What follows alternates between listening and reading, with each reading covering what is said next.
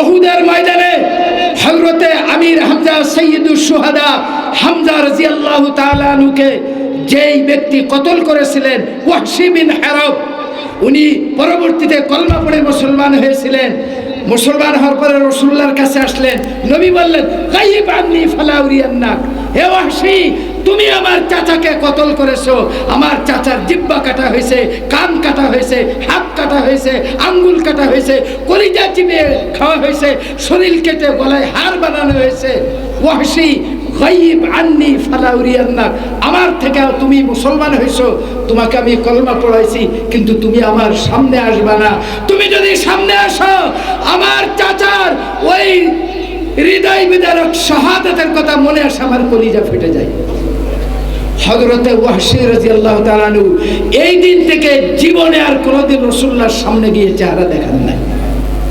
যখন নবীর দুশমন মুসাইলামাতুল কাজ্জাব, এই শাতিবে রাসূল, এর বিরুদ্ধে যখন খালিদ বিন ওয়ালিদ কে সেনাপতি বানিয়ে পাঠানো হলো, হযরতে ওয়াহশী উলাঙ্গ তরবারি নিয়ে বললেন, আজকে আমার জীবনের একটা সোনালী সূর্য দেখতে পাচ্ছি। আমি রাসূলকে যত কষ্ট দিয়েছি, আজকে নবীর দুশমনকে কতল করে আমি রাসূলুল্লাহর রূহকে সেই পরিমাণ শান্তি দিতে চাই। তিনি সেই তাকেই ছিলেন। এই ইয়ামামার যুদ্ধে এই মুসাইলামাতুল কাজ্জাবকে হযরতে ওয়াহশীর হাতে সেই মুসাইলামাতুল কাজ্জাব সে জাহান্নামে হয়ে যায়। হযরতে ওয়াহশী মদিনায় এসে রাসূলুল্লাহর রওজায় এসে সালাম আরজ করে, চেহারা দেখে রাসূল তো হায়াতুন নবী, আল আম্বিয়া ওয়াল আহইয়া ফি কুবুরিহিম ইসাল্লুন, নবীগণ কবরে জিন্দা, হায়াতুন নবী মামাতিনা, রাসূল হায়াতুন নবী। রাসূলুল্লাহর কাছে এসে চেহারা দেখাইলেন আর আরজ করলেন, হে আল্লাহর হাবিব, আমি ততদিন আপনার কাছে আসি নাই যতদিন আপনার কষ্ট লাঘব করতে পারি নাই। আল্লাহর আসমানের নিচে, এই জমিনের উপরে আল্লাহর সবথেকে বড় দুশমন, আপনার দুশমনকে আমি দুনিয়ার থেকে জাহান্নামে পৌঁছে দিছি। হে আল্লাহর হাবিব, আপনি আমার উপরে রহম করম করেন। সুবহানাল্লাহ, সুবহানাল্লাহ, সুবহানাল্লাহ। তাহলে খতমে নবুয়তের মাসালা এত কঠিন, এটা কুফরে বাবা। যারা কাদিনীদেরকে কাফের মনে করবে না, এরাও কাফের। আমরা বলতে চাই, সামনে নির্বাচন আছে, সবাই দলের ম্যানিফেস্টো দেবে। আমরা বলতে চাই, যেই দল ক্ষমতা আসুক, যারাই ক্ষমতা আসুক, মুসলমানদের এক নম্বর দাবি কাদিনীদেরকে কাফের ঘোষণা করতে হবে। আপনারা কি এ বিষয়ে একমত? পাকিস্তান পার্লামেন্ট কাদিনীদেরকে কাফের ঘোষণা করছে, সৌদি আরব কাদিনীদেরকে কাফের ঘোষণা করছে, মালয়েশিয়া কাদিনীদেরকে কাফের ঘোষণা করছে, ইন্দোনেশিয়া কাফের এই কাদিনীদেরকে কাফের ঘোষণা করছে, মৌরিতানিয়া কাদিনীদেরকে কাফের ঘোষণা করছে, মারাকাশ মরক্কো আলারা কাদিনীদেরকে কাফের ঘোষণা করছে।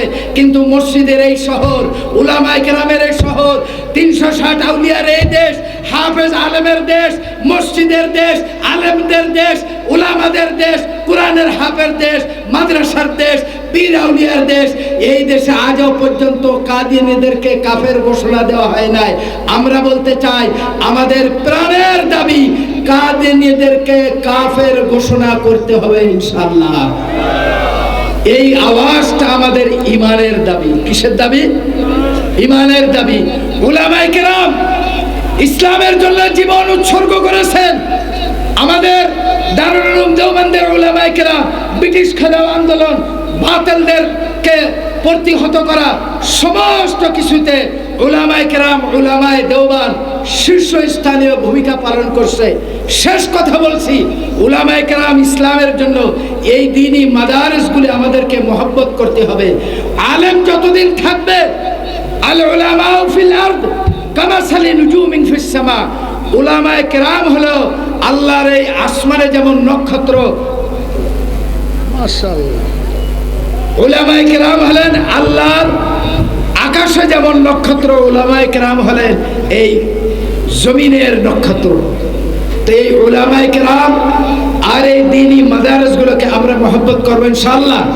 শেষ কথা বলছি, হযরত আল্লামা আব্দুস সাবুর হুজুর আলোচনা করবে। শেষ কথা বলছি, উলামায়ে কেরাম জীবন, অর্থ সবকিছু ইলমের জন্য ব্যয় করেছিলেন। হাদিস শাস্ত্রের ইমাম ইমামুল জারহ ওয়া তা'দীল আমিরুল মুমিনিন ফিল হাদিস হযরত ইয়াহইয়া বিন মুঈন রাহিমাহুল্লাহ, উনার হায়াতের জিন্দেগীর ভিতরে ইমাম ইবনে হাজার আসকালানী রাহমাতুল্লাহ আলাইহি তাহযীবের মধ্যে লেখেন, উনি অনেক বড় ধনী এক মন্ত্রীর সন্তান ছিলেন। উনার বাবা উনার জন্য 10,50,000 স্বর্ণ মুদ্রা লিখে গিয়েছিলেন।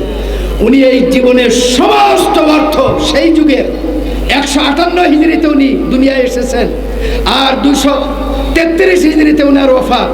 এই সমস্ত অর্থ তিনি ইলমে দ্বীনের জন্য ব্যয় করেছেন। শেষ কথা, কেমন ব্যয় করেছেন?